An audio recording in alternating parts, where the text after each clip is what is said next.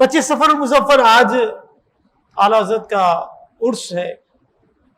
کیا کیا خدمات ہیں اس مرد قلندر کی جنہوں نے اتنی خدمات دی کہ تمام حضرات نے مل کر ان کو اعلیٰ حضرت کا خطاب دیا. تمام حضرات نے مل کر.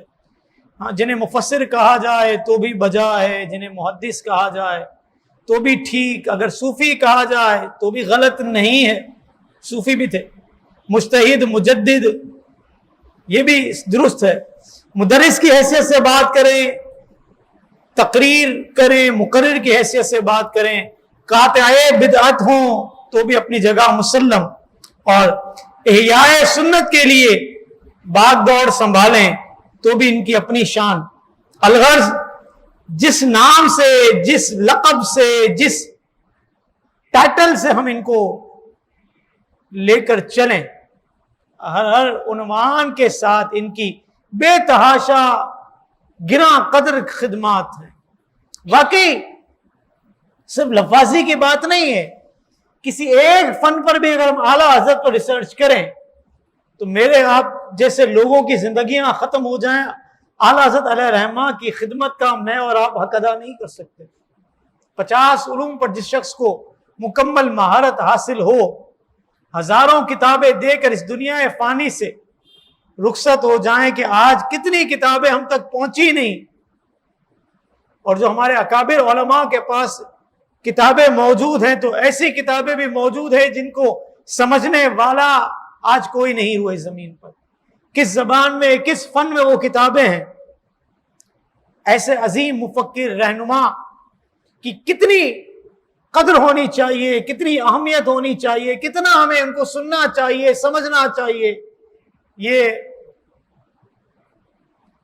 حالات کو دیکھتے ہوئے ہمیں افسوس کرنا پڑتا ہے کہ ہم اس عظیم مفکر کے لیے بھی وہ کچھ کرنے کے لیے تیار نہیں ہے جو کچھ انہوں نے ہمارے لیے کر لیا.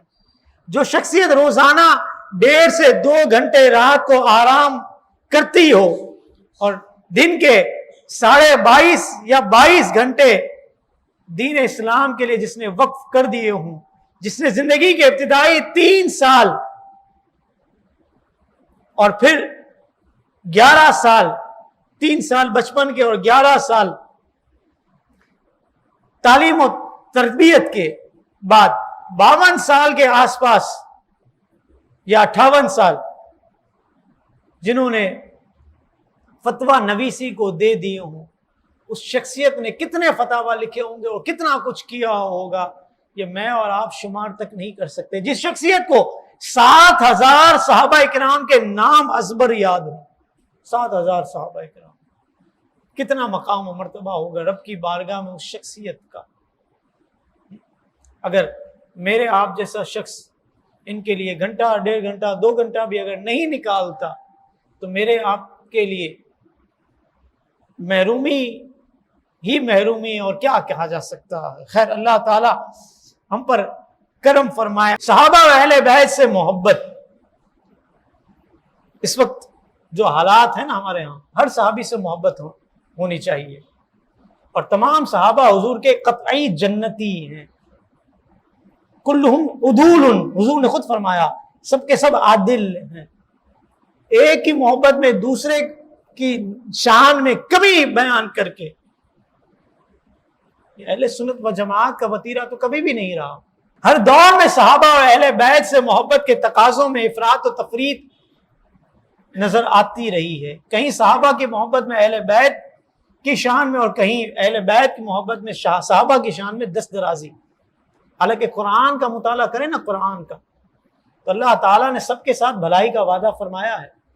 سورہ حدید کی آیت نمبر 10 میں اللہ تعالیٰ نے کیا فرمایا؟ فرمایا وَكُلًّا وَعَدَ اللَّهُ الْحُسْنَىٰ، اور ان سب سے اللہ نے جنت کا وعدہ فرما چکا. سب سے اللہ نے جنت کا وعدہ فرما چکا. جس سے اللہ تعالیٰ نے جنت کا وعدہ فرما لیا ہے، تم کہتے ہو کہ خطا پر تھے معاذ اللہ. مجتہد اگر اجتہاد کرتا ہے تو اصول ہے اجتہاد کا. علماء بیٹھے ہیں جنہوں نے پڑھی ہیں کتابیں، اس بات کی گواہی دیں گے کہ مجتہد اگر اجتہاد میں خطا بھی کرتا ہے تو اس کو 1 نیکی ملتی ہے، اور اگر اس خطا نہیں کرتا تو پھر 2 نیکیاں ملتی ہیں. आला हज़रत ने ये सोच और फिक्र दी कि मुस्तफ़ा करीम सल्लल्लाहु ताला अलैहि वसल्लम से निस्बत रखने वाली हर चीज की ताज़ीम और तौकीर करनी चाहिए, ताज़ीम और तौकीर करनी चाहिए। अल्लामा फजले रसूल बदायूनी अलैह रहमा, बड़ी मशहूर किताब है आपकी अल-मुअतक़द वल मुंतक़द, जिस पर हाशिया आला हज़रत अलैह रहमा ने अल-मुअतमद वल मुस्तनद के नाम से लिखा। क्या फरमाते हैं फाजिल बरेलवी अलैह रहमा इस हाशिये में? अहले बैत और सहाबा की मोहब्बत के बारे में फरमाते हैं कि ना तो सहाबा से मोहब्बत उनकी जाती हैसियत की वजह से है और ना ही अहले बैत से प्यार उनकी शख्सियत की जाती शख्सियत की वजह से है, बल्कि इन सब से मोहब्बत सिर्फ और सिर्फ एक वजह से है कि उनको निस्बत है मुस्तफ़ा करीम सल्लल्लाहु अलैहि वसल्लम से। मदीना मदीना आशिक क्यों करता है, मुझे बताएं ना। यशरब था ना, मुस्तफ़ा करीम ने इसको मदीना बनाया है। अब उलमा फरमाते हैं अगर कोई यशरब कहेगा तो मदीना मदीना मदीना मदीना की रट लगाएगा। क्यों? निस्बत हासिल है मुस्तफ़ा करीम से, निस्बत हासिल है। अरे अदब करने वाले तो मदीने के कबूतर का भी अदब करते हैं, मदीने के कबूतर का भी अदब करते हैं। और हमने तो देखा है, आप लोगों ने मुशाहिदा किया हो ना किया हो, कि जब ये लॉकडाउन लगा था तो काबातुल्लाह का तवाफ करने के लिए अल्लाह ताला ने परिंदों को भेज दिया था। हुजूर के रोज़ा अनवर पर हाजिरी देने के लिए परिंदे तशरीफ ले आए थे। पूरी दुनिया को तो हमने रोक दिया था, लेकिन इस मखलूक को कौन रोकेगा? इस मखलूक को कौन रोकेगा? आला हज़रत मजीद फरमाते हैं कि जो रसूलुल्लाह सल्लल्लाहु अलैहि वसल्लम से मोहब्बत करता है उस पर लाजिम है कि आप सल्लल्लाहु अलैहि वसल्लम की निस्बत से तमाम सहाबा इकराम और अहले बैत के साथ मोहब्बत करे। किसी एक का भी बुग़्ज़ रखेगा तो उसे रसूलुल्लाह सल्लल्लाहु अलैहि वसल्लम से सच्ची मोहब्बत नहीं है। अमीर मुआविया भी हमारे सर के ताज है, अली उल मुर्तज़ा भी हमारे सर के ताज है, बीबी आयशा सिद्दीका की भी शान भरा उल वरा और खातून जन्नत का की मोहब्बत भी हमारे दिलों में है। हम किसी भी सहाबी और अहले बैत के फर्द के साथ अकीदत और मोहब्बत में कमी नहीं करते। मरातिब वो बयान करेंगे जो 1400 सालों से उलमाए हक्का ने बयान किए हैं। मैं इंशाल्लाह आगे बयान कर रहा हूं। आला हज़रत ने क्या फरमाया? मौला गुलबुने रहमत ज़ारा सिबतैन उसकी कलियां फूल, मौला गुलबुने रहमत ज़ारा सिबतैन उसकी कलियां फूल, सिद्दीको फारूको उस्मान हैदर हर एक उसकी शान, सिद्दीको फारूको उस्मान हैदर हर एक उसकी शान। आला हज़रत ने इन दो मिसरों में सहाबा और अहले बैत को बयान कर दिया। इनकी मोहब्बत ऐसी होनी चाहिए। क्या? आका सल्लल्लाहु अलैहि वसल्लम रहमत के सुर्ख गुलाब का पौधा है, खातून जन्नत हसनैन करीमैन उसकी कलियां और फूल है, और चारों यारान वफा उसकी शाखें हैं। ना अहले बैत जुदा हैं, ना सहाबा इकराम जुदा हैं। किस खाते में तुम आकर जो है अमीर मुआविया के बारे में गलत बातें करते हो? हजरत अली रज़ी अल्लाह तआला अन्हु के पोते का नाम मुआविया था, अली उल मुर्तज़ा के। भाई का बेटा भी बेटा होता है नहीं होता? बड़े अब्बा छोटे अब्बा कहा जाता है हमारे मुआशरे में, अरब में भी यही कहा जाता था। हजरत अली उल मुर्तज़ा के भाई हजरत जाफर तैयार के बेटे हजरत अब्दुल्ला के बेटे का नाम मुआविया था। शरीयत और तरीक़त, इल्म तसव्वुफ पर आला हज़रत अलैहि रहमान ने 3 किताबें लिखी हैं। 3 कुरान करीम की रोशनी में दिल को पाक साफ सुथरा रखने के तरीके को तसव्वुफ कहते हैं। बातनी बीमारियों का इलाज, झूठ, कीना, रियाकारी, हसद, उजुब, ये सारी की सारी बातनी बीमारियां हैं। लोग गलत फहमी का शिकार हैं और शरीयत और तरीक़त दोनों को अलग अलग मानते हैं और समझते हैं। کہ ابتدائی مراحل میں شریعت کی پابندی ضروری ہے، اور جب انسان کو اللہ رب العالمین کا قرب مل جائے تو شریعت کی پابندی ہٹ جاتی ہے۔ تاتا صاحب نے اسی مضمون پر کلام کیا کشف المحجوب میں۔ فارسی میں داتا صاحب نے فرمایا کہ بندے کو اتنی خدمت خلق کرنی چاہیے کہ وہ ولی ہو جائے۔ جب ولی ہو جائے گا تو شریعت کی پابندی ختم ہو جائے گی۔ فرماتے ہیں کہ یہ سری گمراہی ہے، یہ نظریہ رکھنا، یہ نظریہ رکھنا سری گمراہی ہے۔ راہ حق میں کوئی ایسا مقام نہیں کہ بندہ ارکان شریعت میں سے کسی سے بھی آزاد ہو جائے، شریعت تو لاگو ہے ہی ہے۔ غوث پاک کا واقعہ بڑا مشہور ہے نا، آسمان کی طرف دیکھا تو نور ہی نور، اے عبد القادر تجھے نماز پڑھنے کی ضرورت نہیں ہے۔ آپ نے فرمایا لا حول ولا قوت، تو وہی نور جو ہے وہ سیاہی میں بدل گیا، وہی نور سیاہی میں بدل گیا۔ جاتے جاتے کیا کہا کہ شیخ عبد القادر تجھے تیرے علم نے بچایا۔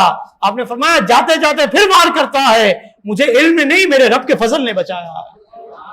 جب نبیوں پر عبادت معاف نہیں ہوئی تو پھر کیسے ہو سکتی ہے ولی پر عبادت معاف؟ اور جب ولی پر نہیں ہوئی تو میرے آپ جیسوں پر کیسے ہو سکتی ہے؟ جو عبادت ہم پر لازم ہے، فرائض واجبات، وہ ہم نے پورے کرنے ہیں۔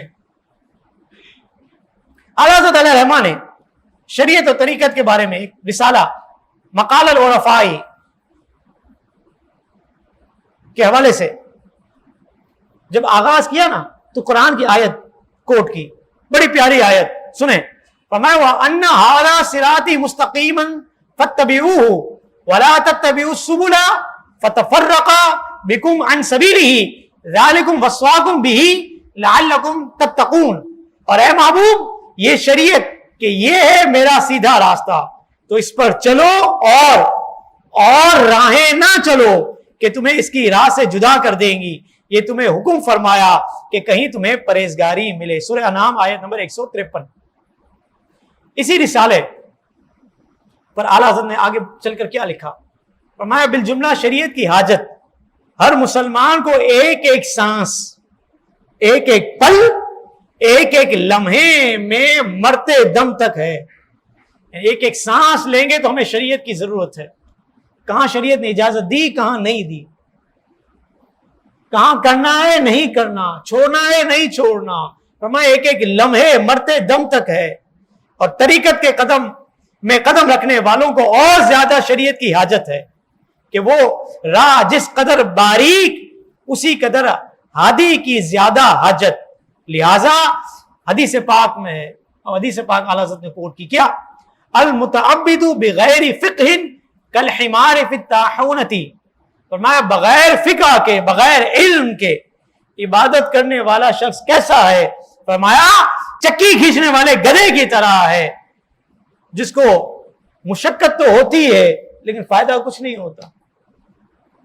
چکی کھینچتا رہتا ہے، چکی کھینچتا رہتا ہے، گدھا ہی ہے، چکی کھینچتا رہتا ہے، فقط مشقت اٹھاتا ہے، فائدہ کچھ نہیں ہوتا۔ فرمایا بغیر علم کے دین پر عمل نہیں ہو سکتا۔ قرآن پڑھنا ہے تو بھی قرآن پڑھنے کے لیے علم حاصل کرنا ہے، نماز پڑھنی ہے تو بھی علم حاصل کرنا ہے۔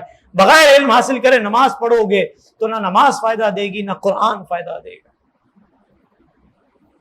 کوئی فائدہ نہیں ہے۔ فرمایا اس گدھے کی طرح ہو جاؤ گے جو چکی تو کھینچتا ہے، مشقت برداشت کرتا ہے، حاصل کچھ نہیں ہوتا۔ اعلیٰ حضرت کی فقہی خدمات کیا تھی؟ فقہ میں اعلیٰ حضرت نے کیا کام کیا؟ بس صرف ایک بات، 150 کتابیں لکھی اعلیٰ حضرت نے فقہ کے موضوع پر، 150۔ بہت سی فقہی خدمات ہیں اعلیٰ حضرت کی۔ فقط فتاوی رضویہ شریف کو دیکھ لینا تو اچھے اچھوں کے چھکے چھوٹ جاتے ہیں۔ وہ کام اعلیٰ حضرت علیہ الرحمہ نے فتاوی رضویہ شریف میں کیا۔ تیمم کے مسئلے پر فرمایا کہ پانی سے عجز کی 250 صورتیں اعلیٰ حضرت نے لکھی ہے کہ بندہ پانی سے عاجز ہو جائے، یا پانی اس کو نقصان پہنچاتا ہے، یا پانی اس کے پاس ہے نہیں، یا اتنا دور ہے کہ اس کی رسائی نہیں۔ فرمایا کہ پانی سے عاجز ہونے کی 250 صورتیں یہ اعلیٰ حضرت ہی کر سکتے ہیں۔ پھر تیمم کن چیزوں سے ہو سکتا ہے؟ ان کی 180 چیزوں کا بیان فرمایا کہ جس سے تیمم جائز ہے۔ 180 چیزیں قرآن تو طیب سعیدن طیبہ لکھتا ہے نا، پاک مٹی. اعلیٰ حضرت نے 180 چیزیں گنوا دی کہ یہ ساری کی ساری مٹی کی جنس ہے، ان سب سے تیمم ہو سکتا ہے. 160 چیزیں اعلیٰ حضرت نے اپنی طرف سے ایڈ بھی کی مصنف علیہ الرحمہ. پھر آخر میں اعلیٰ حضرت علیہ الرحمہ نے 172 ان چیزوں کا شمار کیا کہ جن سے تیمم نہیں ہو سکتا. تیمم نہیں ہو سکتا 172. ہم نے کہا 180، 250، 160 اور 172. کاؤنٹ کریں کتنی بنتی ہیں؟ 500. 180، 175، 160 اور 172. 687 صورتیں فقط تیمم کرنے اور نہ کرنے، اور کہاں پانی ہے کہاں پانی نہیں ہے، کس چیز سے ہو سکتا ہے کس سے نہیں ہو سکتا. فقط 687 صورتیں اعلیٰ حضرت نے صرف تیمم پر بیان کر دی. بتائیے ہے کوئی ایسا؟ ہے کوئی ایسا؟ پھر قدم دھو کر نہیں پینے چاہیے ایسی شخصیت کے کہ جن کو اللہ تعالیٰ نے علم کا اتنا عروج عطا فرمایا. رؤیا صادقہ، سچے خواب، اکابر کا دیدار کس طرح اعلیٰ حضرت کو ہوا ہے. پہلے حدیث پاک سن لیں، کیونکہ یہ وہ موضوع ہے کہ مجھے لگتا ہے کہ مخالفین کی جو ہے توپ کا رخ ہو سکتا ہے ایک بار پھر میری طرف ہو جائے. موسیٰ سہاگ کا واقعہ ابھی تک ہضم نہیں ہوا. 4 سال پہلے میں نے بیان کیا تھا 2018 میں، ابھی تک اس پر فائرنگ ہو رہی ہے، اور کیا کچھ گالم گلوچ اور فحش جملے یوٹیوب پر لکھنے والے لکھ رہے ہیں. اپنی آخرت کو برباد کر رہے ہیں، اپنی آخرت کو برباد کر رہے ہیں. ہم نے تو قرآن، ہم نے تو صحیح دین پیش کیا ہے. اگر مجذوب کی کیٹیگری کسی کو سمجھ میں نہیں آتی تو آ کر سمجھے علماء سے، علماء حقہ سمجھائیں گے، ہر ایک نہیں سمجھائے گا. لیکن اس طرح گالم گلوچ کا میدان قائم کرنا، یہ اپنے آپ کو ثابت کرتے ہیں کہ نہ تو والدین نے ان کی تربیت کی ہے اور نہ ہی ان کے استادوں نے ان کی تربیت کی ہے. کوئی ٹائی کوٹ لگا کر سوٹڈ بوٹڈ ہو کر داڑھی مونڈ کر یہ سمجھتا ہے کہ میں جو ہینڈسم اسمارٹ ہو گیا اور میری رسپیکٹ جو ہے ہر جگہ ہونی چاہیے. تو ہم نے کہا کہ آپ کی رسپیکٹ جو ہے آپ کے اپنے ہاتھ میں ہے. آپ کی رسپیکٹ آپ کے اپنے ہاتھ میں ہے. آپ یہ سمجھتے ہو کہ میں یہ حرکتیں کروں گا تو لوگ آپ کے گن گائیں گے، آپ کے آگے ہاتھ باندھ کر کھڑے ہو جائیں گے. ایسا نہیں ہوتا، ایسا نہیں ہوتا. ہم تو صرف یہی کہہ کر آگے بڑھ جائیں گے کیونکہ اس سے زیادہ تو ہمارے استادوں نے ہمیں اجازت نہیں دی. لیکن یہ دین کے ساتھ دشمنی ہے. میرا تو کچھ نہیں بگڑے گا، میرا کچھ نہیں بگڑتا اگر میرے بارے میں میمز بنا کر تم لوگ ڈال دیتے ہو اور لاکھوں لوگوں تک پہنچاتے ہو. ہم نے کہا تم کروڑوں لوگوں تک پہنچا دو، ہمارا کچھ نہیں بگڑتا. لیکن اتنی بات ضرور ہے کہ ہمیں دکھ ہوتا ہے کہ یہ امت ایسے لوگوں کے ہتھے چڑھ گئی ہے کہ جو ان کے دین کو، ایمان کو، آخرت کو برباد کرتے ہیں. دین، ایمان اور آخرت کو برباد کرتے ہیں. واقعی میرا کچھ نہیں جاتا، کیونکہ جب جن علماء کو میں فالو کرتا ہوں ان کو نہیں چھوڑنے کے لیے تیار تو میری حیثیت ہی کیا ہے. لیکن امت بیچاری دشواری میں آتی ہے. اللہ تعالیٰ آسانیاں فرمائے. حضور نے کیا فرمایا؟ بخاری شریف حدیث نمبر 6990. حضور نے فرمایا نبوت ختم ہو گئی، اب میرے بعد نبوت نہیں، ہاں بشارتیں باقی ہیں. اچھے خواب کہ مسلمان دیکھے یا اس کے لیے دیکھے جائیں، اس کی اجازت، حیثیت شریعت نے مانی ہے. حضور نے اعلیٰ حضرت علیہ رحمہ، مرض کی شدت تھی، آنکھ لگ گئی. خواب میں دیکھتا ہوں کہ والد ماجد مولانا نقی علی خان رحمۃ اللہ تعالی علیہ اور مولوی برکات احمد صاحب مرحوم، جو اعلیٰ حضرت کے شاگرد تھے، اعلیٰ حضرت کے والد کے شاگرد تھے، ان کے پاس پڑھنے کے لیے آیا کرتے تھے. مولوی برکات احمد صاحب آگے بڑھ کر پوچھتے ہیں مزاج کیسا ہے؟ خواب میں ہو رہا ہے یہ سب کچھ. مزاج کیسا ہے؟ کہتے ہیں میں نے جواب دیا کہ درد کی شدت ہے، دعا کیجئے کہ ایمان پر خاتمہ ہو جائے. کیا کون کہتا ہے؟ اعلیٰ حضرت فرماتے ہیں کہ درد کی شدت ہے، دعا کریں ایمان پر خاتمہ ہو جائے. یہ کہا تھا اعلیٰ حضرت فرماتے ہیں، یہ کہا تھا کہ والد ماجد کا چہرہ، مولانا نقی علیہ الرحمہ کا چہرہ سرخ ہو گیا. کیا فرمایا؟ فرمایا ابھی تو 52 برس مدینے میں، ابھی تو 52 برس مدینہ طیبہ میں، بس یہ جملہ فرمایا. اعلیٰ حضرت فرماتے میں بیدار ہو گیا اور میں نے اس خواب کی تعبیر 2 صورتوں میں نکالی. فرمایا 2 باتیں ہو سکتی ہیں.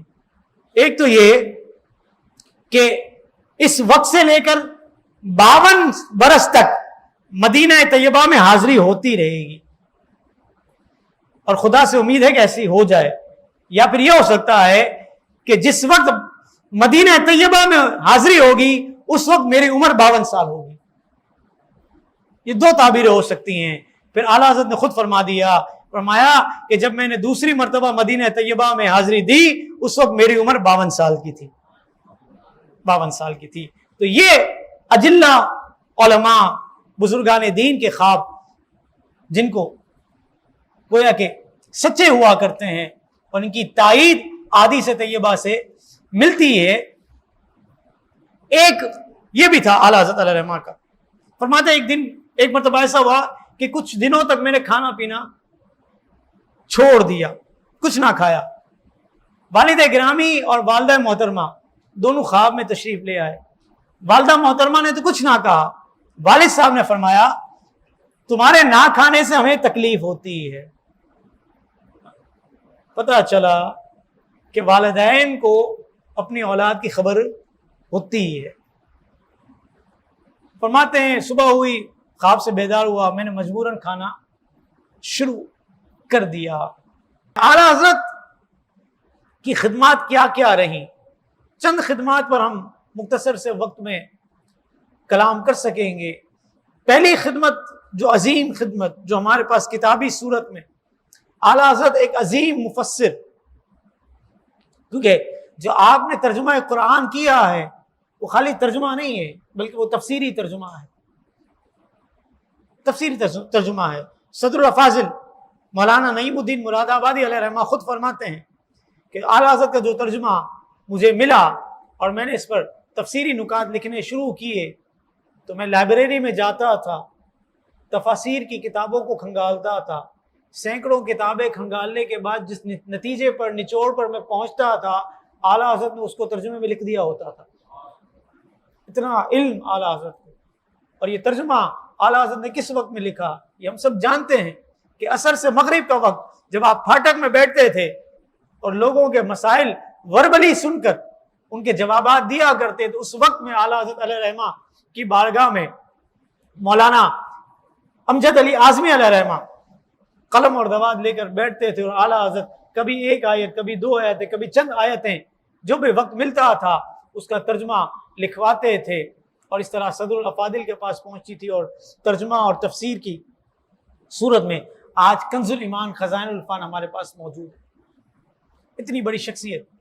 ترجمہ کیا کیا؟ چند جھلکیاں اعلیٰ حضرت کے ترجمے کی، 4 جھلکیاں فقط، تاکہ اس موضوع کو میں تکمیل کروں کہ اعلیٰ حضرت ایک عظیم مفسر تھے. کس طور پر؟ بسم اللہ الرحمن الرحیم پڑھتے ہیں ہم سب. ہر کام کا آغاز اللہ کے نام کے ساتھ ہونا چاہیے، اس کی حمد کے ساتھ ہونا چاہیے. احادیث طیبہ کے مضامین ملتے ہیں کہ جو کام اللہ کی حمد کے بغیر ہو، اللہ کے نام کے بغیر ہو، تو برکت سے، خیر سے کٹا ہوا ہوتا ہے. لیکن جب ترجمہ کرنے کی بات آتی ہے تو اگرچہ کئی لوگوں نے تراجم کیے ہیں، لیکن بات تو ہے کہ بسم اللہ الرحمن الرحیم کا ترجمہ کرنا ہے. لیکن ترجمہ کرنے میں ہی اللہ کے نام کو سب سے آخر میں کر دیا جائے یا درمیان میں کر دیا جائے، یعنی اسٹارٹ اگر اللہ کے نام کے ساتھ نہ ہو ترجمے کا تو پھر اللہ کے نام کے ساتھ تو شروع نہ ہوا کوئی کام. چنانچہ شاہ رفیع الدین محدث دہلوی ترجمہ کرتے ہیں، شروع کرتا ہوں ساتھ نام اللہ، بخشش کرنے والے مہربان. قدرت اللہ کمپنی نے اس ترجمے کو چھاپا ہے. مولانا اشرف علی تھانوی صاحب، شروع کرتا ہوں اللہ کے نام سے جو بڑے مہربان نہایت رحم والے ہیں، قدرت اللہ کمپنی سے چھپا ہوا۔ اگرچہ میرے پاس مولانا اشرف علی تھانوی صاحب کے ترجمے کے 2-3 نسخے موجود ہیں، لیکن آج میں نے جس نسخے کو لیا ہے اس کا میں مطبوعہ بیان کر رہا ہوں۔ مولانا محمد جونا گڑی، حرمین شریفین شاہ فہد بن عبدالعزیز آل سعود کے کہنے کے مطابق یہ ترجمہ لکھا گیا۔ اس پر مختصر تفسیری حاشیہ بھی موجود ہے، جس میں ترجمہ کیا ہے بسم اللہ الرحمن الرحیم کا: شروع کرتا ہوں اللہ کے نام سے جو بڑا مہربان نہایت رحم والا ہے۔ شاہ فہد قرآن کریم پرنٹنگ کمپلیکس۔ مفتی محمد تقی عثمانی صاحب، جن کا آسان ترجمہ بہت مشہور ہے، مارکیٹ میں آپ جائیں آسان ترجمے کے نام سے، کیا ترجمہ کیا آپ نے؟ شروع اللہ کے نام سے جو سب پر مہربان ہے، بہت مہربان ہے۔ مکتبہ معارف القرآن کراچی۔ سب ترجمے آپ نے دیکھ لیے، 4 ترجمے میں نے بیان کیے، سب نے شروع سے جو ہے ترجمے کا آغاز کیا۔ اعلیٰ حضرت نے کیا ترجمہ کیا؟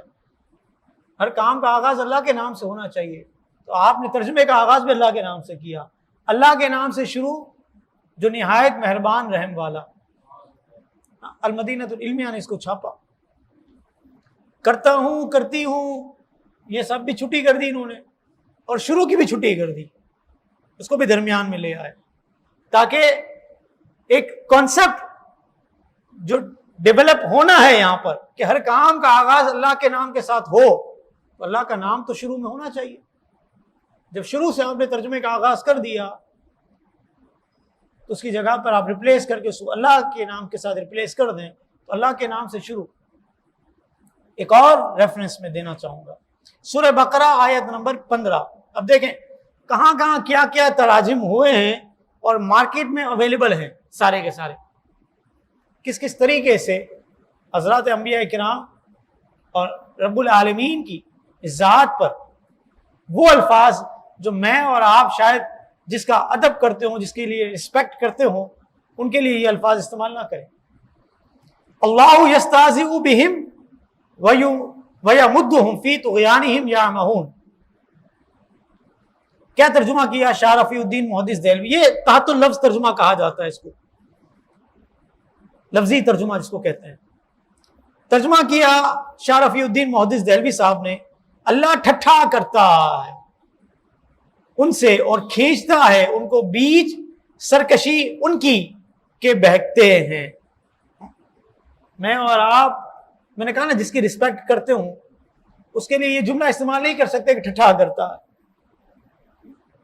باپ کے لیے بیٹا یہ استعمال کرے گا کہ باپ ٹھٹھا کرتا ہے، اگرچہ باپ مذاق کر رہا ہو لیکن بیٹا استعمال نہیں کرے گا، ادب کا تقاضا ہے۔ کیا رب العالمین کی ذات کے لیے یہ ترجمہ بنتا ہے یہاں پر کہ اللہ ٹھٹھا کرتا ہے؟ معاذ اللہ۔ مولانا اشرف علی تھانوی صاحب: اللہ تعالیٰ بھی استہزاء کر رہے ہیں، استمراری والا ترجمہ کر رہے ہیں، اور ان کے ساتھ ڈھیل دیتے چلے جاتے ہیں ان کو کہ وہ اپنی سرکشی میں حیران و سرگردہ ہو رہے ہیں۔ آگے کیا ہے؟ مولانا محمد جونا گڑی، اس ترجمے کا تعلق حرمین شریفین سے ہے۔ اللہ تعالیٰ بھی ان سے مذاق کرتا ہے، انہیں ان کی سرکشی اور بہکاوے میں اور بڑھا دیتا ہے۔ مفتی محمد تقی عثمانی، آسان ترجمہ: اللہ ان سے مذاق کا معاملہ کرتا ہے اور انہیں ایسی ڈھیل دیتا ہے کہ وہ اپنی سرکشی میں بھٹکتے رہیں۔ اعلیٰ حضرت نے کیا ترجمہ کیا؟ اعلیٰ حضرت نے فرمایا اللہ تعالیٰ ان سے استہزاء فرماتا ہے جیسا کہ اس کی شان کے لائق ہے۔ شان کے لائق ہے۔ میں اور آپ کیا جانتے رب العالمین کی شان کو؟ جب اتنا بڑا عظیم مفکر، محدث، مفسر یہ ترجمہ کر دے کہ اللہ تعالیٰ ان کی شان کے لائق استہزاء فرماتا ہے، تو میرے آپ کے جیسوں کی زبان بند ہونی چاہیے اور اسی کے پیچھے ہم نے چلنا چاہیے ہاتھ باندھ کر، اگر ہمیں اپنی فلاح اور کامیابی عزیز ہے۔ اور انہیں ڈھیل دیتا ہے اپنی سرکشی میں، بھٹکتے رہیں۔ آئیے ایک اور آیت، سورہ یوسف آیت نمبر 8. آیت کیا ہے؟ اذ قالوا لیوسف واخوہ احب الی ابینا منا ونحن عصبۃ. بیک گراؤنڈ یہ ہے کہ یوسف علیہ السلام کے بھائیوں نے اپنے باپ کے حوالے سے کہا کہ ہمارا باپ ہمارے مقابلے میں یوسف کو زیادہ پسند کرتا ہے، ان سے زیادہ محبت کرتے ہیں، یوسف ان کو ہم سے زیادہ پیارے ہیں، حالانکہ ہم تو جماعت ہیں، جتھا ہیں، لیکن ان سے زیادہ محبت کرتے ہیں. آگے کیا ہے؟ انا ابانا لفی ضلال مبین. کیا ترجمہ کیا؟ یہ بیک گراؤنڈ آپ نے سماعت کیا. شاہ رفیع الدین محدث دہلوی نے تحقیق باپ ہمارا بیچ غلطی ظاہر کے ہے. یہ کون کہہ رہا ہے؟ اللہ کے نبی کے بیٹے اپنے والد گرامی کے لیے کہہ رہے ہیں. جب بیٹے یہ کہیں گے تو پھر امت کا پیچھے. یعقوب علیہ السلام تھے نا یوسف علیہ السلام کے والد گرامی، تو یوسف علیہ السلام کے بھائی اپنے والد گرامی یعقوب علیہ السلام کے لیے کہہ رہے ہیں کہ تحقیق باپ ہمارا بیچ غلطی ظاہر کے ہے. آئیے مولانا اشرف علی تھانوی صاحب کیا ترجمہ کر رہے ہیں؟ بے شک ہمارے باپ اس مقدمے میں کھلی غلطی میں ہیں. یہ بھی غلطی والا ترجمہ کر رہے ہیں کہ ہمارے باپ سے غلطی ہو گئی، معاذ اللہ. معاذ اللہ میں کہہ رہا ہوں، انہوں نے نہیں لکھا یہاں پر. مولانا محمد جنا گڑی، کوئی شک نہیں ہمارے ابا سری غلطی میں ہے. مفتی محمد تقی عثمانی، آسان ترجمہ، ہمیں یقین ہے کہ ہمارے والد کسی کھلی غلط فہمی میں مبتلا ہیں. یہ حالات ہیں اس معاشرے کے، لیکن لوگ سمجھنے کے لیے پھر بھی تیار نہیں. اعلیٰ حضرت کا ترجمہ، انا ابانا لفی ضلال مبین، بے شک ہمارے باپ صراحتاً ان کی محبت میں ڈوبے ہوئے ہیں. ووجدک ضالا فہدی، سورہ دہا آیت نمبر 7. شاہ رفیع الدین، اور پایا تجھ کو راہ بھولا ہوا پس راہ دکھائی. مولانا اشرف علی تھانوی صاحب، اور اللہ تعالیٰ نے آپ کو شریعت سے بے خبر پایا تو آپ کو شریعت کا رستہ بتلایا. اللہ کا نبی شریعت سے بے خبر ہے، امت کو پتہ چل گیا، معاذ اللہ. نبی کو پتہ نہیں ہے، معاذ اللہ. دیکھیں کیا کچھ ہوا ہے. مولانا محمد جنا گڑی، اور تجھے راہ بھولا پا کر ہدایت نہیں دی. یہاں پھر حاشیہ، جو حاشیہ ہے نا شرع کا، یعنی تجھے دین، شریعت اور ایمان کا پتہ نہیں تھا، ہم نے تجھے راہیاب کیا، نبوت سے نوازا اور کتاب نازل کی، ورنہ اس سے قبل تو ہدایت کے لیے سرگرداں تھا. یہ ہے آسان ترجمہ. اور تمہیں راستے سے ناواقف پایا تو راستہ دکھایا. اعلیٰ حضرت نے کیا ترجمہ کیا؟ اعلیٰ حضرت نے فرمایا ووجدک ضالا فہدی، اور تمہیں اپنی محبت میں خود رفتہ پایا تو اپنی راہ دی. کہاں کیا معنی فٹ کرنا ہے، اس کے لیے ہدایت کا نور بھی ہونا چاہیے، نبی کی محبت اور عقیدت بھی ہونی چاہیے. ثم دنا فتدلی فکان قاب قوسین او ادنی. نے کہا ایک آیت کا ترجمہ دوسری آیت بھی کر رہی ہوتی ہے. قرآن کی آیتیں آپس میں ایک دوسرے کی تفسیر کر رہی ہوتی ہیں. ثم دنا فتدلی، پھر وہ جلوہ اور قریب ہوا. فکان قاب قوسین او ادنی، اور اتنا قریب ہو گیا جیسے دو کمانیں آپس میں ملتی ہیں. محبت میں خود رفتہ تھے جبھی تو اتنا قریب کیا ہے. تو یہ اعلیٰ حضرت علیہ رحمہ تھے جنہوں نے قرآن کا حق ادا کیا، تفسیر کا حق ادا کیا اور ترجمے کا حق ادا کیا، اور میرے آپ جیسوں پر احسان کیا کہ اگر اعلیٰ حضرت کا ترجمہ نہ ہوتا تو مجھے بتائیے کہ ہمیں سمت کیسے پتہ چلتی کہ نبی کی شان کے بارے میں بات کرنی ہے تو کیا بات کرنی ہے، کس طرح کرنی ہے، کس انداز میں کرنی ہے. معصومیت پر بات ہو رہی ہے آج کل، معصومیت پر. شرن معصوم کون ہے؟ ہمارے یہاں بچے کو معصوم بچے، کوئی معصوم بچے نہیں، معصوم کوئی بچہ نہیں ہے. سب موسم والے ہیں، کوئی معصوم نہیں ہے. یہ خالی ہماری قوم نے شوشہ چھوڑا ہوا ہے. لیکن قوم کو تو ایک طرف رکھے نا، یہ تو الٹرل ہے. علم عقائد پر اعلیٰ حضرت نے 31 اور علم کلام پر اعلیٰ حضرت نے 17 کتابیں تصنیف فرمائیں. علم عقائد اور علم کلام میں کتنا باریک فرق ہے وہ علماء سے پوچھ لیجئے گا، کبھی میں بتا دوں گا اگر موقع لگا تو. اللہ تعالیٰ نے علماء کو ایمانیات کے شعبے پر خدمت کے لیے منتخب کیا اور ان کو متکلمین اور اصولیین کہا جاتا ہے۔ ان میں سب سے بڑی شخصیت شیخ ابو منصور محمد ماتوریدی حنفی، شیخ ابو منصور محمد ماتوریدی حنفی، 333 ہجری میں ان بزرگ کی وفات ہوئی ہے، 333 ہجری میں۔ انہوں نے ہمیں علم عقائد اور علم کلام میں ہمارے لیے آسانیاں کی۔ عقائد کی تفصیلات میں صدیوں سے اہل سنت و جماعت ان کی تشریحات کو اختیار کر کے سنی ماتوریدی کہلاتے ہیں۔ علماء اہل سنت کی تعلیمات ہمارے سامنے ہیں۔ اعلیٰ حضرت کے خلیفہ، ہم نے کہا اعلیٰ حضرت کی طرف بعد میں آتے ہیں، پہلے خلفاء کی بارگاہ میں حاضری دے دیں، ان کی بارگاہ میں حاضری دیں۔ کیا لکھا مولانا امجد علی اعظمی علیہ الرحمٰن نے؟ بہار شریعت بڑی مشہور کتاب ہے۔ کہتے ہیں نبی کا معصوم ہونا ضروری ہے، اور یہ عصمت نبی اور ملک کا خاصہ، ملک سے مراد فرشتے، کہ نبی اور فرشتے کے سوا کوئی معصوم نہیں۔ اماموں کو انبیاء کی طرح معصوم سمجھنا گمراہی و بددینی ہے۔ یہ اعلیٰ حضرت کے خلیفہ لکھ رہے ہیں۔ ہم نے کہا ہم نے اعلیٰ حضرت کی تعلیمات کو بھی چھوڑ دیا۔ جس شخصیت کے نام پر ہم نے مسجدوں کی عمارتیں بلند کی، جس شخصیت کے نام پر ہم نے مدرسوں کی عمارتیں بلند کی، ان شخصیت کی تعلیمات کو ہی ہم نے چھوڑ دیا۔ فرماتے ہیں عصمت انبیاء کے معنی یہ ہے کہ ان کے لیے حفظ الہی کا وعدہ ہو لیا، جس کے سبب ان سے صدور گناہ شرعن محال ہے۔ محال اس کام کو کہتے ہیں جو ہو ہی نہیں سکتا، تصور ہی نہ کیا جا سکے۔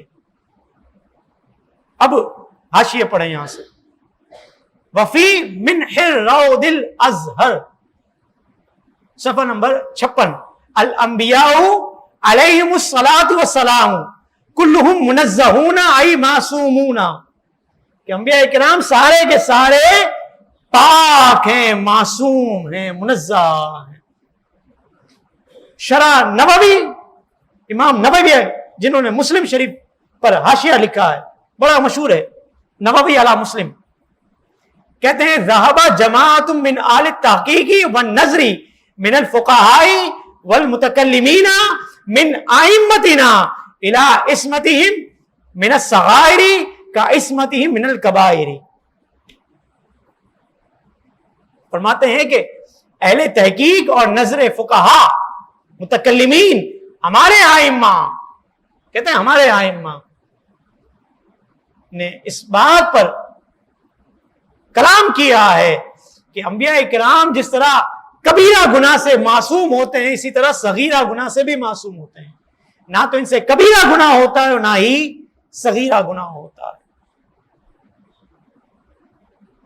فَمِنْهُ الْإِسْمَ الْمُعْتَقَدْ وَالْمُنْتَقَدْ وَهِيَ مِنْ خَصَائِصِ النُّبُوَّةِ عَلَى مذہب اہل حق، کہتے ہیں اہل حق کا مذہب یہ ہے کہ انبیاء کرام کے خصائص میں سے ہے کہ وہ معصوم ہوتے ہیں۔ وفی النبراس، شرح عقائد کی شرح علامہ عبدالعزیز پرہاوی علیہ الرحمہ، والملائکۃ عباد اللہ تعالی العاملون بامرہ، کہ یہ ملائکہ اللہ رب العالمین کے بندے اس کے حکم پر مامور ہیں۔ وَيَفْعَلُونَ مَا يُؤْمَرُونَ، قرآن کہتا ہے کہ فرشتے وہی کرتے ہیں جس بات کا انہیں حکم دیا جاتا۔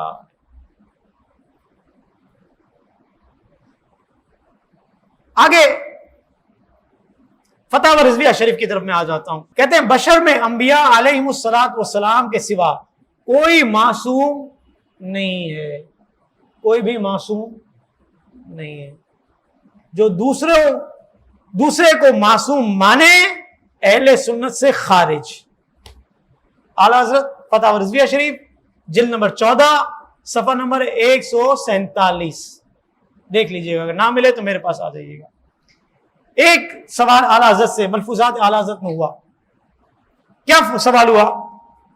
کسی نے پوچھا حضور جب رسول اور ملائکہ معصوم ہیں، ان کو آپ معصوم مانتے ہیں، ان سے گناہ نہیں ہوتے، نہ صغیرہ نہ کبیرہ، کچھ بھی نہیں ہوتا ان سے، یہ معصوم ہیں، تو پھر ان کو علیہ الصلاۃ والسلام یعنی ان پر صلاۃ بھی ہو اور سلام بھی ہو کہہ کر ایصال ثواب کی ضرورت کیا ہے؟ ضرورت کیا ہے جب یہ معصوم ہی ہیں؟ تو اعلیٰ حضرت نے کیا خوب ارشاد فرمایا اول تو علیہ الصلاۃ والسلام ایصال ثواب نہیں ہے، ایصال ثواب نہیں ہے، بلکہ اظہار تعظیم ہے، تعظیم کا اظہار کرتے ہیں۔ علیہ الصلاۃ والسلام یہ تعظیم کرتے ہیں ہم ان کی، ان کو ہمارے لیے ہماری ضرورت نہیں ہے، ہمیں ان کی ضرورت ہے، اظہار تعظیم ہے۔ اور ان پر نزول درود اور سلام کی دعا اور ہو بھی تو ملائکہ زیادت ثواب سے مستغنی یعنی بے نیاز تو نہیں ہے۔ ایک سوال کیا جاتا ہے مسلک اعلیٰ حضرت کیا ہے؟ ہم کہتے ہیں مسلک اعلیٰ حضرت پر اللہ تعالیٰ ہمیں استقامت عطا فرمائے، تو بمباری آتی ہے دوسری طرف سے، مسلک اعلیٰ حضرت کیا ہے؟ نیا دین ہے۔ لوگ سمجھتے ہیں کہ نیا دین ہے اعلیٰ حضرت، مسلک اعلیٰ حضرت فکر رضا، یہ کوئی نیا دین نہیں ہے کہ اعلیٰ حضرت نے کوئی نیا دین نکالا ہو، بلکہ مسلک اعلیٰ حضرت علیہ رحمہ بزرگان دین کی تشریحات کے مطابق قرآن اور سنت پر عمل کرنے کا نام ہے، اور اعلیٰ حضرت نے اپنی تحریر کے ذریعے، اپنی تقریر کے ذریعے، اپنے عمل کے ذریعے اس دین کو کر کے دکھایا، نافذ کیا، یہی مسلک اعلیٰ حضرت ہے۔ اور ہمیں ڈال دیا پتہ ہے کن کے قدموں میں؟ ہمیں شیخ ابو منصور ماتوریدی حنفی کے قدموں میں ڈال دیا تاکہ ہم عقائد کے حوالے سے ان کے دامن سے وابستہ رہیں۔ ہمیں فقہ کے اعتبار سے ڈال دیا اعلیٰ حضرت علیہ رحمٰن نے امام اعظم ابو حنیفہ نعمان بن ثابت کے قدموں میں، تاکہ ہم ان کے مقلد رہیں۔ اور ہمیں جب تصوف کی بات آتی ہے، ولایت کی بات آتی ہے، تو افضل البشر بعد الانبیاء بالتحقیق، یہاں پر بھی رولا پڑ گیا ہے اس دور میں، اس عنوان پر بھی فرمایا کہ امت کا اجماع ہے انبیاء کرام کے بعد بشر میں جو افضلیت حاصل وہ سیدنا صدیق اکبر رضی اللہ تعالیٰ عنہ کو حاصل، اور یہی مسلک اعلیٰ حضرت ہے اور یہی فکر رضا ہے۔ مسئلہ یہ ہے نا کہ ہم ایک وقت تھا کہ لوگ خالص غذائیں کھاتے تھے، خالص گھی کھاتے تھے، خالص جب گھی کھاتے تھے تو وسوسے نہیں آتے تھے۔ اب ہم نے ڈالڈا اور بناسپتی اپنا لیا ہے، خالص ہم آدھا گھنٹہ بھی برداشت نہیں کر سکتے اپنے پیٹ میں، اگر واقعی خالص ہمیں مل جائے تو آدھا ایک گھنٹہ برداشت کرنا مشکل ہو جائے، تو ہم نے کہا ڈالڈا اور بناسپتی کے عادی ہو گئے ہیں، دین کا معاملہ بھی اسی طریقے سے ادھر ادھر کی باتیں سن کر ہم مان لیتے ہیں، قبول بھی کر لیتے ہیں، بسا اوقات عمل بھی کرنا شروع کر دیتے ہیں۔ پیور علماء کے پاس جاؤ، صحیح عالم دین کے پاس جاؤ تو صحیح مسئلہ ملے گا اور صحیح حل بھی ملے گا اس کا۔ اللہ تعالی ہمیں مسلک اعلیٰ حضرت پر دوام اور استقامت عطا فرمائے۔ افضل البشر بعد الانبیاء بالتحقیق کی بات ہوئی، سیدنا صدیق اکبر رضی اللہ تعالیٰ عنہ کی شان، کہ اللہ تعالیٰ نے جن حضرات کو تزکیہ نفس کے لیے خدمت سونپی ہے انہیں صوفی کہا جاتا ہے۔ ہم نے کہا صدیق اکبر سے بڑا صوفی کون ہوگا؟ جو یار غار بھی یار مزار بھی، یار غار بھی یار مزار بھی، جن کے بارے میں امت کا اجماع کہ افضل البشر بعد الانبیاء بالتحقیق۔ داتا صاحب نے بھی ان کی شان بیان کی، داتا صاحب نے بھی ان کی شان بیان کی، اور شیخ الاسلام خیر الانام امام سید اہل تجرید شہنشاہ ارباب تفرید اور بھی بہت کچھ داتا صاحب نے ان کے حوالے سے بیان کیا۔ اعلیٰ حضرت علیہ رحمہ کا موقف اس حوالے سے کیا ہے؟ ہم نے کہا نا کہ اعلیٰ حضرت کے نام پر ہم مسجدیں بناتے ہیں، اپنی مسجدوں کی عمارتیں بلند کرتے ہیں، اپنے مدارس کی عمارتیں بلند کرتے ہیں، لوگ اعلیٰ حضرت کے نام پر ڈیپینڈ کر کے ہمارے ساتھ تعاون کرتے ہیں، ہم پھر مسلک اعلیٰ حضرت سے روگردانی کریں تو ہم تو احسان فراموش کہلائے۔ فرمایا کہ تمام اہل سنت کا عقیدہ اجماعیہ ہے کہ صدیق اکبر اور فاروق اعظم رضی اللہ تعالیٰ عنہما مولا علی سے افضل ہیں۔ ائمہ دین کی تصریح ہے کہ جو مولا علی رضی اللہ تعالیٰ عنہ کو ان پر فضیلت دے وہ بدعتی ہے، بد مذہب ہے، سنی نہیں ہے، وہ اس کے پیچھے نماز مکروہ، خلاصہ فتح القدیر، بحر الرائق، فتاوی عالمگیری اور بہت سے حوالے موجود ہیں۔ اور فرمایا کہ اگر کوئی حضرت علی کو صدیق اور فاروق رضی اللہ تعالی عنہما پر فضیلت دے وہ بدعتی ہے۔ تبدیلیوں کے پیچھے نماز سخت مکروہ یعنی مکروہ تحریمی ہے، پڑھنا گناہ اور پھیرنی واجب۔ فتاوی رضویہ شریف جلد نمبر 6 صفحہ نمبر 159۔ امام نصفی، امام ابن امام عمر بن محمود نصفی، شرح عقائد نصفیہ، عقائد کے موضوع پر جانی مانی کتاب، کیا فرماتے ہیں علامہ نصفی علیہ رحمہ؟ فرماتے ہیں کہ سید عالم صلی اللہ علیہ وسلم کے بعد افضل بشر سیدنا صدیق اکبر، پھر عمر فاروق، پھر عثمان غنی اور پھر علی المرتضیٰ ہیں۔ اب یہ ترتیب یاد رکھ لیجئے، اور جو اس ترتیب کو پھیرے اس سے پھر جائیے گا۔ حضرت ابن عباس رضی اللہ تعالیٰ عنہ سے روایت ہے کہ مرتبہ حضور علیہ الصلوۃ والسلام اور ان کے ساتھی ایک تالاب میں داخل ہوئے، پھر فرمایا حضور علیہ الصلوۃ والسلام نے فرمایا کہ اپنے اپنے ساتھی کے ساتھ، ہر آدمی اپنے ساتھی کے ساتھ تیرے، تیراکی کرے۔ پھر ہر شخص اپنے اپنے ساتھی کے ساتھ تیرنے لگا۔ اب یہاں دو ہی شخصیات رہ گئی، ایک سید عالم صلی اللہ علیہ وسلم اور دوسری طرف سیدنا صدیق اکبر رضی اللہ تعالی عنہ۔ حضور علیہ الصلوۃ والسلام نے صدیق اکبر رضی اللہ تعالیٰ عنہ کے ساتھ تیراکی فرمائی اور انہیں گلے سے لگایا، اور کیا خوب فرمایا، فرمایا اگر میں کسی کو اپنا خلیل بناتا تو ابو بکر کو بناتا، لیکن وہ میرا دوست ہے۔ یہ شان تھی صدیق اکبر رضی اللہ تعالیٰ عنہ کی، یہ شان تھی۔ پھر یہ ولایت جو صدیق اکبر رضی اللہ تعالیٰ عنہ سے چلی، کائنات کے گوشے گوشے میں پہنچی۔ عمر فاروق ہوں، عثمان غنی ہوں، علی المرتضیٰ ہوں، دیگر صحابہ اکرام ہوں، بزرگان دین ہوں، کہیں داتا صاحب چمکتے دمکتے نظر آتے ہیں، کہیں غوث اعظم قادری سلسلے کو لے کر چل رہے ہیں، تو کہیں خواجہ معین الدین چشتی چشتیہ سلسلے کو لے کر چلتے ہیں، کہیں خواجہ بہاؤالدین نقشبندی سلسلے کو، اور کہیں خواجہ شہاب الدین عمر سہروردی سلسلہ سہروردیہ کو لے کر چلتے ہیں۔ یہ سارے کے سارے سلسلے ہمارے لیے معتبر ہیں، ہمارے سروں کے تاج، ہمارے آنکھوں کی ٹھنڈک ہیں، اور یہ سارے کے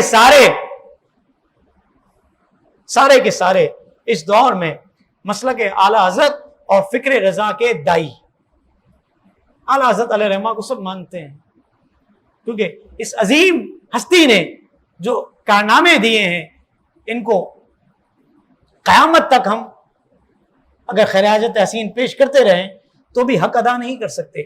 کہتے ہیں کہ والد گرامی کے ایک خالازاد بھائی تھے، دین کا الف بے نہیں جانتے تھے، خود لکھتے ہیں اعلیٰ حضرت، دین کا الف بے نہیں جانتے تھے۔ کہتے ہیں کہ ہتھے چڑھ گئے ایک صوفی بزرگ کے، جن کی ظہر مکے میں، عصر مدینے میں، مغرب بغداد میں اور عشاء اجمیر میں، اس طرح کے ہوتے ہیں نا، ان کے ہتھے چڑھ گئے۔ انہوں نے ان کو تبدیلیاں کر دیا۔ اعلیٰ حضرت فرماتے ہیں اس وقت میری عمر 15 یا 16 سال کی تھی۔ اب یہ 15-16 سال کے بچے جو سن رہے ہیں نا، وہ دیکھیں کتنا علم آتا ہے، اعلیٰ حضرت کو کتنا علم تھا۔ کہتے ہیں میں نے انہیں حدیثیں سنائی اور سمجھایا کہ اہل سنت کا مذہب یہ ہے اور تبدیل باطل ہے، لیکن ان کو میری بات سمجھ میں نہیں آئی۔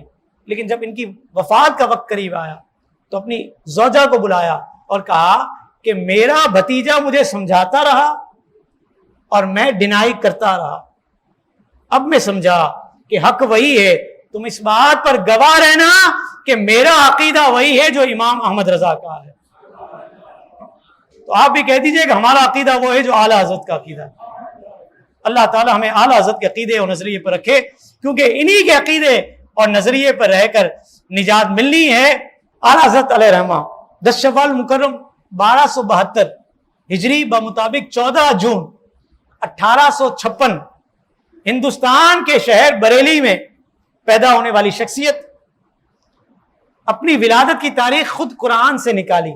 بار بار میں بیان کرتا ہوں، اور نیت یہی ہوتی ہے کہ ہم اس بزرگ ہستی کے دامن سے وابستہ رہیں، کہ جن کی شان یہ ہے کہ اپنی ولادت کی تاریخ کے اعتبار سے قرآن کی آیت نکال لیتا ہے۔ یہ کوئی معمولی بات نہیں ہے، یہ کوئی معمولی بات نہیں ہے. کیا آیت ہے؟ اولئک کتب فی قلوبہم الایمان وایدہم بروح منہ. سورہ مجادلہ آیت نمبر 22. میں نے 3-4 دفعہ بیان کر دی ہے، اور میں دیکھوں گا کہ آنے والے سال اگر میں زندہ ہوں تو میرے کن کن سننے والوں کو یہ آیت یاد ہوگی. فقط ریفرنس ہی یاد ہو جائے نا. سورہ مجادلہ آیت نمبر 22 کون سی ہے؟ اعلیٰ حضرت کی ولادت کی آیت ہے. سورہ مجادلہ آیت نمبر 22. یہ ہیں جن کے دلوں میں اللہ نے ایمان نقش کیا اور اپنی طرف کی روح سے ان کی مدد کی. اپنی وفات سے 4 ماہ 22 دن پہلے خود اپنے وصال کی تاریخ دے کر آیت قرآنی سے وفات کا استخراج کیا. وفات کا استخراج کیا. وہ آیت کون سی ہے؟ وَيُطَافُ عَلَيْهِمْ بِآنِيَةٍ مِّن فِضَّةٍ وَأَكْوَابٍ. وہی جو میں نے مقدمے میں پڑھی تھی کہ ان پر چاندی کے برتنوں اور کوزوں کا دور ہوگا. یعنی جنتی بیٹھے ہوں گے، اور جس طرح ہم ایک پٹا چلتا تھا نا، ہم جاتے ہیں جب ایئرپورٹ پہ ہوتے ہیں اپنا سامان ریسیو کرنے کے لیے، تو فرمایا اس طریقے سے دور ہوگا. چاندی کے پیالے اور کوزے جنتیوں کے آگے سے گزر رہے ہوں گے. جو چاہے جتنا چاہے لیے، لے پیے کھائے مزے کرے. یہ آیت اللہ اعلیٰ حضرت علیہ الرحمٰن نے فرمایا کہ آپ کے وصال کی آیت آپ نے اس کو بیان کیا.